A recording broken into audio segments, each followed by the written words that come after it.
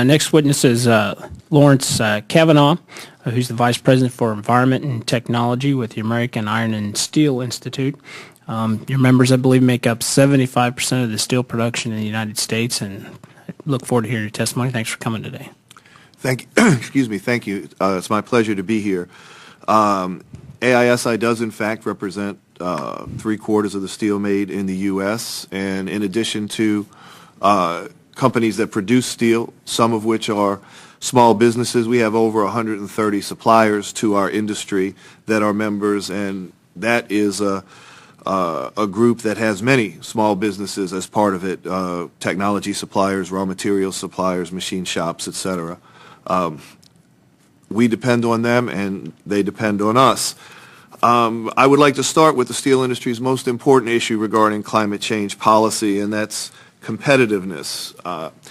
The steel industry in our country is the lowest CO2 emitter among steel companies around the world. For that reason, it's good for the environment to make steel in the United States. We've reduced our energy use per ton of steel by 1/3 since 1990.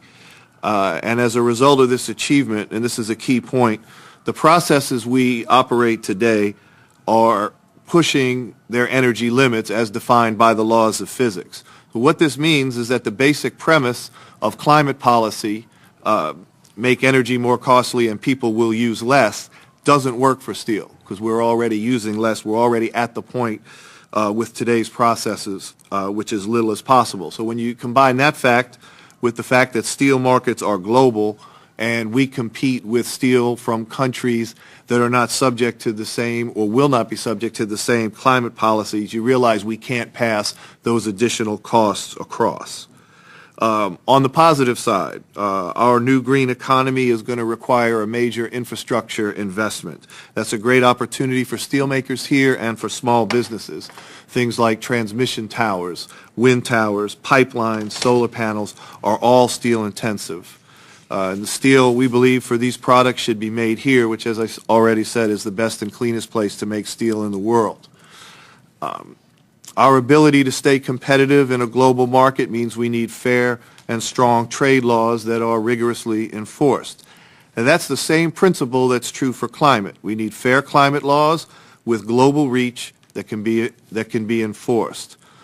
Any legislation that would otherwise undermine the competitiveness of U.S. producers would force steel production to other countries with lower environmental standards and consequently lower costs. Such an event would have the perverse outcome of actually increasing global greenhouse gases. To prevent something like that from happening, there are 3 fundamental components that we believe are part of good climate policy. One has to do with the stability of emission allowances. As I've mentioned already, the steel industry is very near the energy intensity limits that it can achieve as dictated by the laws of thermodynamics. Now, we are researching and have been for the last 5 to 8 years new ways to make steel that don't emit CO2. This is an activity that we think, if successful, will be complete about the middle of the decade of the 20s. And this is also, I should point out, a great opportunity for small businesses in the research community. A lot of innovation, a lot of new technology comes through collaborative R&D that we do with universities and private investors. But it means that until that technology is ready, the pool of allowances needs to be sufficient for steel and needs to be stable. Second would be the cost of energy. Climate policy is going to increase the cost of energy. The steel industry uses coal, electricity, and natural gas in large quantities. No one, at least no one that we've talked to, can estimate how much these costs are going to go up. But the fact is, they are going to go up, and as a result of climate policy, to a degree not experienced by our international competitors.